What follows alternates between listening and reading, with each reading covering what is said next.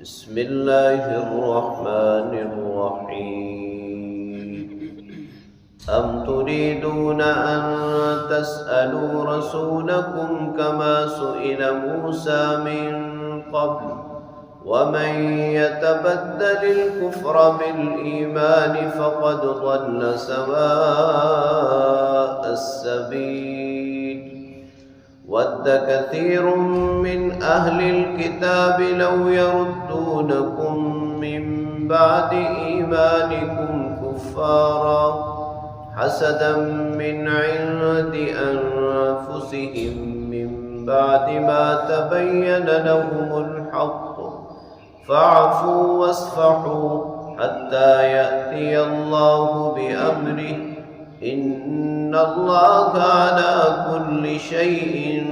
قدير وأقيموا الصلاة وآتوا الزكاة وما تقدموا لأنفسكم من خير تجدوه عند الله إن الله بما تعملون بصير صدق الله وصدق رسوله النبي الكريم۔ سورہ بقرہ کی آیت نمبر 108 تا 110 کی تلاوت آپ نے سماعت کی۔ ترجمہ سماعت فرمائیں۔ ام تريدون ان تسألوا رسولکم، کیا تم یہ چاہتے ہو کہ رسول اللہ صلی اللہ علیہ وسلم سے سوال کرو، کما سئل موسیٰ من قبل، جیسا کہ موسیٰ علیہ السلام سے اس سے پہلے سوال کیے گئے، وَمَن يَتَبَدَّلِ الْكُفْرَ بِالْإِيمَانِ، جو شخص ایمان کو کفر سے تبدیل کر دے، فَقَدْ ضَلَّ سَوَاءَ السَّبِيلِ، وہ سیدھے راستے سے بھٹک گیا۔ وَدَّ كَثِيرٌ مِّنْ أَهْلِ الْكِتَابِ، اہل کتاب میں سے اکثر لوگ یہ چاہتے ہیں، لَوْ يَرُدُّونَكُم مِّن بَعْدِ إِيمَانِكُمْ كُفَّارًا، کہ تمہیں ایمان لانے کے بعد دوبارہ کفر کی طرف پلٹا دے، حسدا من عند انفسہم، یہ ان کے دل میں موجود حسد کی وجہ سے، من بعد ما تبین لہم الحق، حق واضح ہونے کے بعد، فاعفوا، لہذا تم معاف کر دو، واصفحوا، اور درگزر کرو، حتی یأتی اللہ بامرہ، یہاں تک کہ اللہ کا حکم آ جائے، ان اللہ علی کل شیء قدیر، بے شک اللہ تعالی ہر چیز پر قادر ہے۔ وَأَقِيمُوا الصَّلَاةَ، نماز قائم کرو، وَآتُوا الزَّكَاةَ، زکوٰۃ ادا کرو، وَمَا تُقَدِّمُوا لِأَنفُسِكُم مِّن خَيْرٍ تَجِدُوهُ عِندَ اللَّهِ، اور جو بھی نیکی تم آگے بھیجو گے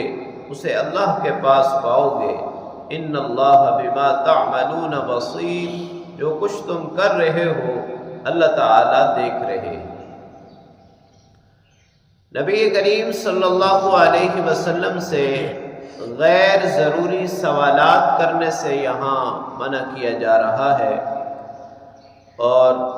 ساتھ ساتھ اس کی ممانعت پر موسیٰ علیہ السلام سے کیے گئے سوالوں کا ذکر ہے۔ بنی اسرائیل کی ایک خرابی یہ بھی تھی کہ وہ قیل و قال بہت کرتے تھے،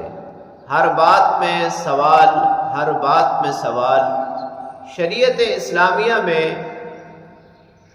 قیل و قال سے اور کثرت سوال سے منع کیا گیا ہے۔ نبی پاک صلی اللہ علیہ وسلم نے حدیث مبارکہ میں بھی منع فرمایا، اور قرآن کریم میں بھی منع کیا گیا ہے، اور اصول بھی یہی ہے کہ اگر عمل کے اعتبار سے کسی چیز کے فہم میں کوئی تردد ہو تو پھر تو سوال کیا جائے، لیکن خواہ مخواہ بال کی کھال اتارنے کے لیے سوال کرنے کو ممنوع قرار دیا ہے۔ اللہ کریم فرماتے ہیں کہ اے مسلمانوں، کیا تم بھی یہ چاہتے ہو کہ رسول اللہ صلی اللہ علیہ وسلم سے ایسے سوال کرو جیسے موسیٰ علیہ السلام سے ان کے امتیوں نے سوال کیا؟ فرمایا اس طرح کے سوال سے اپنے آپ کو محفوظ کر لو، بچا لو۔ دوسری بات یہاں یہ بیان فرمائی گئی ہے کہ یہ جو یہود ہیں جو تمہیں اکساتے ہیں اس بات پر کہ تم یہ سوال کرو، تم یہ سوال کرو،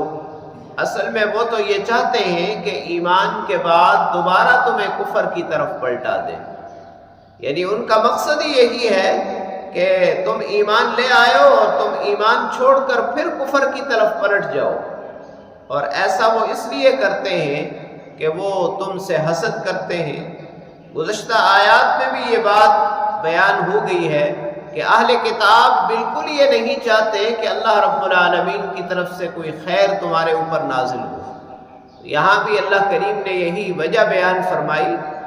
کہ یہ جو تم کو کثرت سوال پر اکساتے ہیں، اصل میں یہ آپ کو ایمان سے کفر کی طرف پلٹانا چاہتے ہیں، اور وجہ اس کی ان کے دلوں میں موجود حسد ہے، اس کے سوا کچھ نہیں ہے۔ ورنہ حق تو واضح ہو چکا ہے، یہ بھی جانتے ہیں کہ نبی پاک صلی اللہ علیہ وسلم آخری پیغمبر ہیں اور قرآن کریم اللہ تعالیٰ کا کلام ہے۔ اس کے باوجود صرف ضد، عناد، تعصب اور حسد کی وجہ سے یہ راستہ اختیار کیے ہوئے۔ اب ایمان والوں کو حکم کیا ہے کہ اس سری دشمنی کے بعد وہ کیا کریں؟ تو ابھی یہود کے خلاف جہاد کا حکم نازل نہیں ہوا، لہذا فرمایا کہ تم ان کو معاف کر دو اور ان سے درگزر کرو اور اپنے اعمال میں لگ جاؤ، نماز قائم کرو، زکوٰۃ ادا کرو، اس لیے کہ جو نیک کام تم کرو گے اس دنیا میں وہ اللہ رب العالمین کے پاس تمہیں ملے گا، اللہ رب العالمین اس پر تمہیں اجر و ثواب عطا فرمائیں گے۔ پھر اللہ رب العالمین نے جب یہود کی سازشیں حد سے بڑھ گئیں تو پھر جہاد کا حکم نازل فرمایا اور اہل ایمان کو ان سے مقابلے کی اجازت دی۔ اللہ رب العالمین نے پھر ایمان کو، اہل ایمان کو سرخرو فرما دیا۔ اللہ کریم سے دعا ہے اللہ تعالی ہمیں بھی عمل پر استقامت نصیب فرمائے اور شریعت مطہرہ میں تشکیک سے اور طرح طرح کے سوالوں سے اللہ کریم محفوظ فرمائے۔ آج کی کہ جو لبرل اور سیکولر طبقہ ہے اس کا بھی یہی طریقہ کار ہے یہود والا، کہ وہ مسلمانوں کے ذہنوں میں طرح طرح کے سوال پیدا کرتے ہیں دین اسلام کی بنیادی چیزوں کے بارے میں، تاکہ مسلمان تشکیک میں مبتلا ہوں،